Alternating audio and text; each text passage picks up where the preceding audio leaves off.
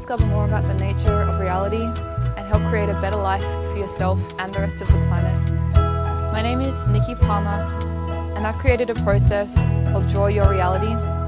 For more information, you can go to my website, nikkipalmer.com, and receive a free gift that I put together just for you.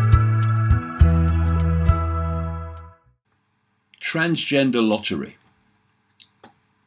National lottery. This for people around the world. We have a lottery called the National Lottery, and it raises money for charity. It makes a lot of money for other people as well, but it raises money for charity.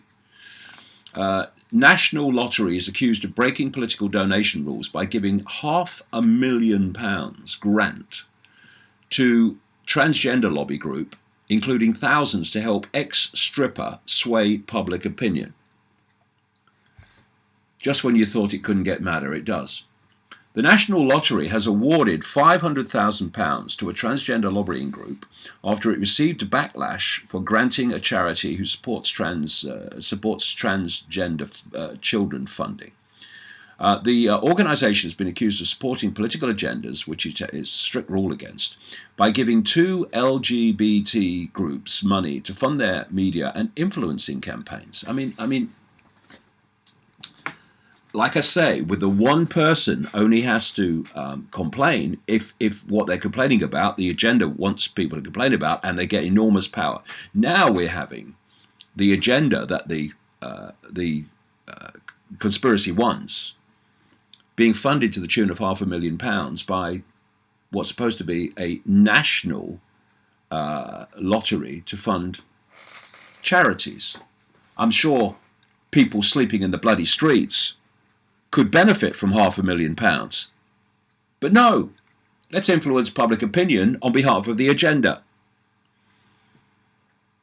The grant has been slammed by concerned feminists and academics who are demanding an inquiry into the influx of children who are pursuing medical assistance with gender issues, which has risen 25-fold, reports the Sunday Times.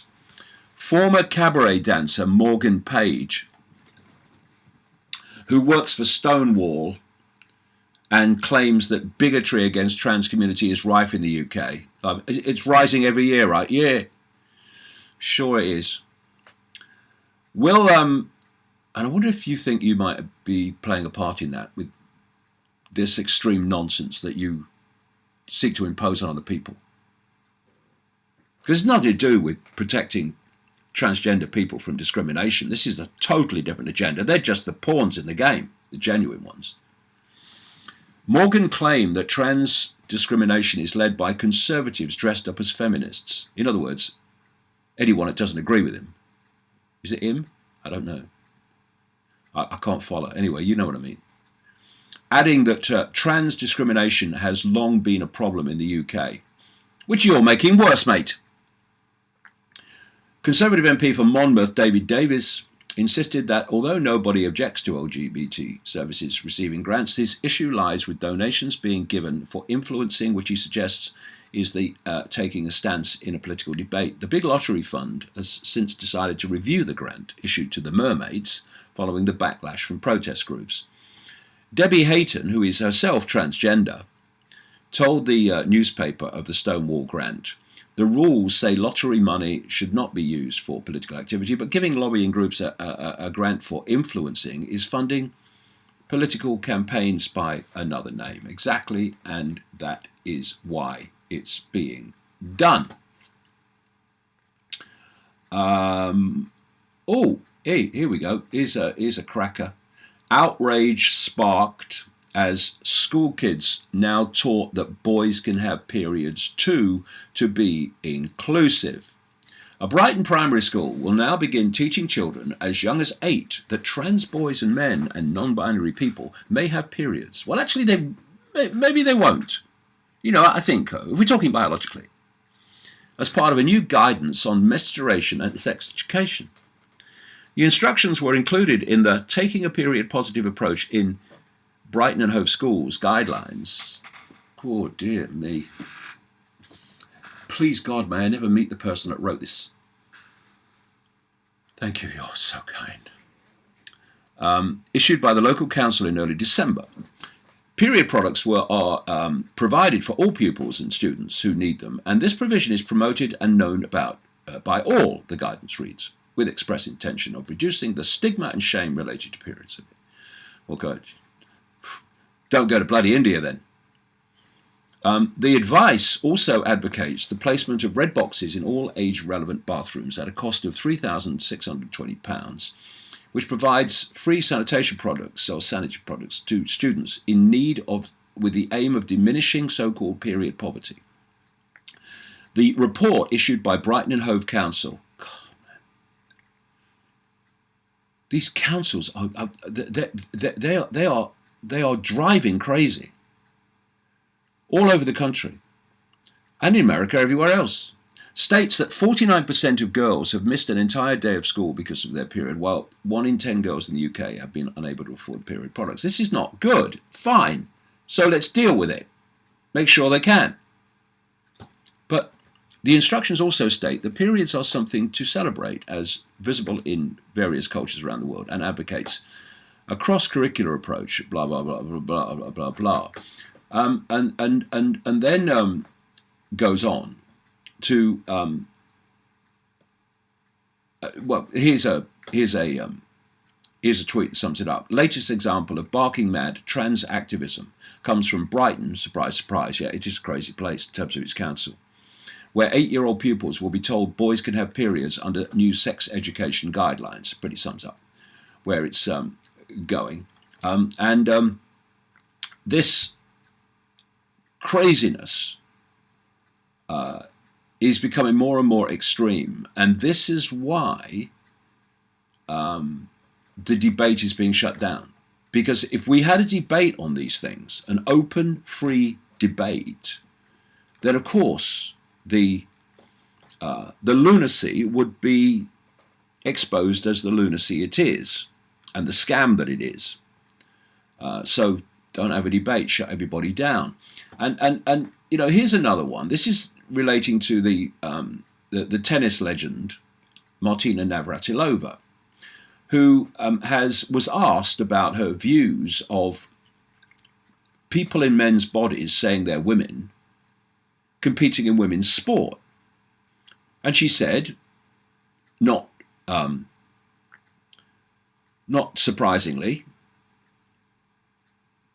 that it's not fair for people in men's bodies claiming to be women, to take part in women's sport. Of course, because the men's body is a different entity and gives enormous advantages in many sports over women. So if you have people competing with men's bodies who call themselves women, you are going to destroy women's sport.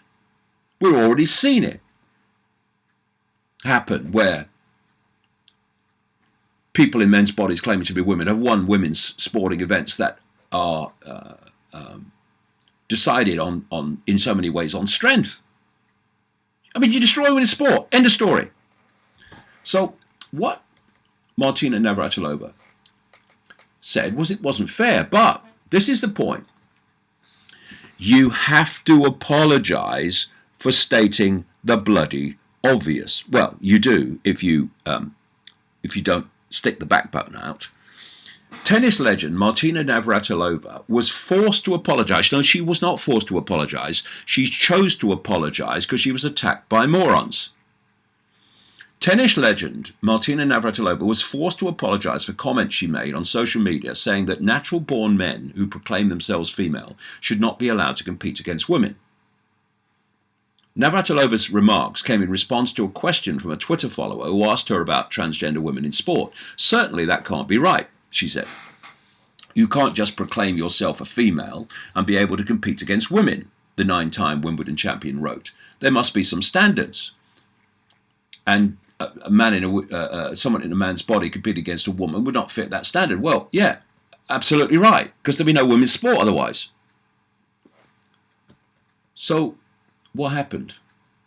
The 62-year-old, who is widely regarded as one of the greatest tennis players of all time, triggered an uproar on social media. An uproar for stating the bloody obvious. So, okay, you're dealing with idiots. So, just shut your computer down or get off Twitter and get on with your life. And let them hurl their abuse and their lunacy as much as they like. It don't affect you because you're not seeing it. But no.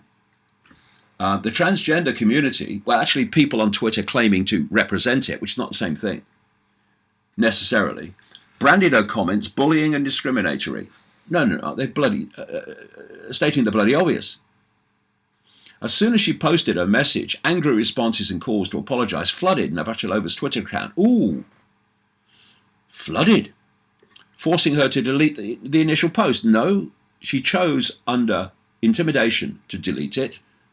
And it's the last thing she should have done. Canadian transgender cyclist Rachel McKinnon, I take it Rachel McKinnon is actually in a man's body from the way I'm reading this, was among the most outspoken critics who said that the tennis legend should be accountable for public transphobic comments against people of alternate birth gender. Alternate birth gender.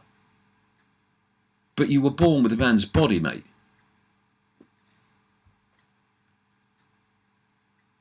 Navratilova's opinion on the topic came as a shock to many. As being an open lesbian herself, the tennis star has always been an LGBT rights campaigner. But only so long as you stay with the agenda. As long as you stay with the extremes of the agenda, then you are one of us. As soon as you question any aspect of it, you are a blasphemer, because it's a religion. Following an avalanche of criticism, the former tennis great apologised for her tweet, promising, wait for this, to educate herself on this issue. You don't need to educate yourself. You have seen the bloody obvious.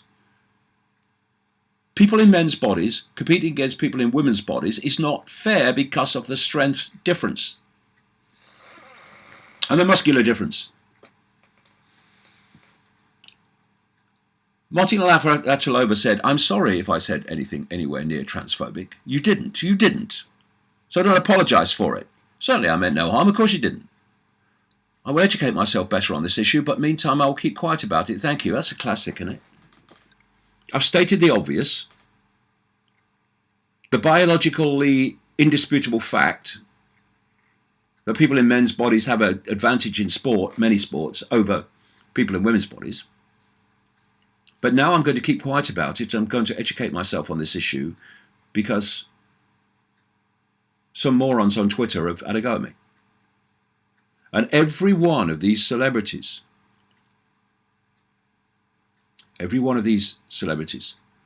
that backs down, having said something that is not in any way discriminatory, is a death knell to freedom of speech. And there are still some people with a brain cell activated. Some social media users, however, expressed support for Navratilova, suggesting she was forced to deliver an apology after being intimidated from telling the truth. You're a real hero here, Martina. The truth is painful to some, but that doesn't mean it shouldn't be spoken. These bullies need to sit and reflect. Having a different opinion doesn't make them someone phobic. But aren't they phobic? Aren't they anti-phobic? I'm sure somewhere in there is a stunning truth. Let's discuss the rationality, not shame people into backing down. Someone else said, it's incredibly disappointing that you've been intimidated into backing down from telling the truth. And yes, it is a shame. It's a big shame. And people need to stop doing it. But of course, once you have an image you want to keep and protect, then you're going to back down. Because fear of losing that image is going to make you back down. You get on your knees, put the sackcloth on. When you don't care what people think about you, you don't have an image. You just yourself and what yourself believes you say. And therefore, when they come at you with their rants and abuse, it doesn't have any effect whatsoever. Because you're not trying to protect an image. You're just trying to protect the truth as you see it. And my God, we need some more people doing that.